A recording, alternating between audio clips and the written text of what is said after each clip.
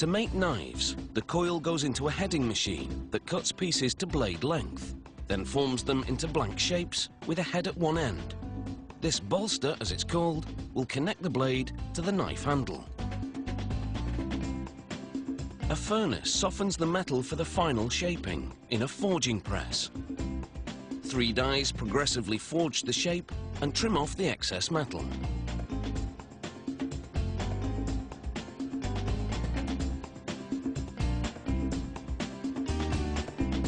After grinding the end of the bolster flat, the next machine welds on the tang, which fits inside the knife handle. Now an automated grinding wheel tapers the blade thinner at the front. A second grinding wheel scallops the front edge. This is the knife serration. The thicker back gives the blade strength to withstand the pressure you apply when cutting food. For the knife handles, the factory uses stainless steel with a higher nickel content. It has greater corrosion resistance and is easier to form, which is critical given that handles often feature very intricate designs. Handles too start out as coil that goes through a series of dies.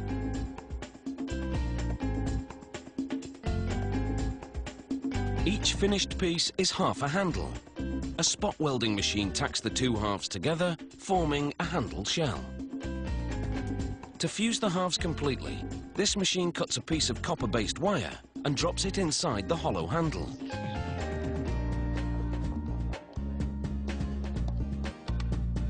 A furnace melts the wire, so it flows into the crevice between the 2 halves, soldering the seam together.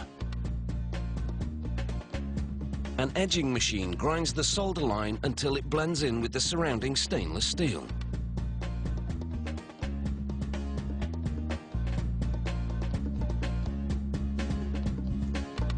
Liquid cement is poured into the center of a carousel on which 50 handles are mounted. As the carousel spins, centrifugal force pushes the cement outwards, filling the handle cavities. Then workers insert a blade into each one. A 10-minute soak in hot water cures the cement.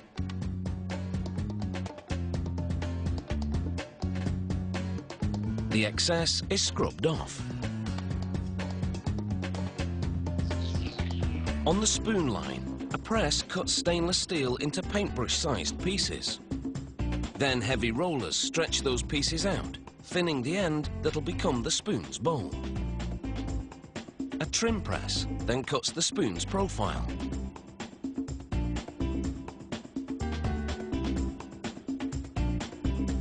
Next, a machine called a coining press punches the pattern into the handle, then forms the bowl to its rounded shape.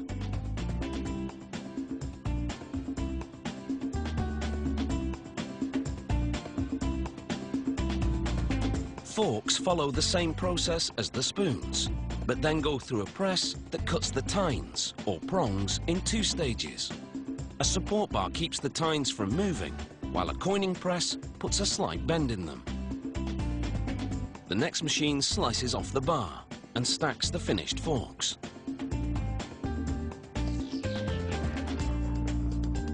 The last stop for all the cutlery is the buffing equipment. Cloth wheels polish the surface with liquid buffing compound until the steel shines.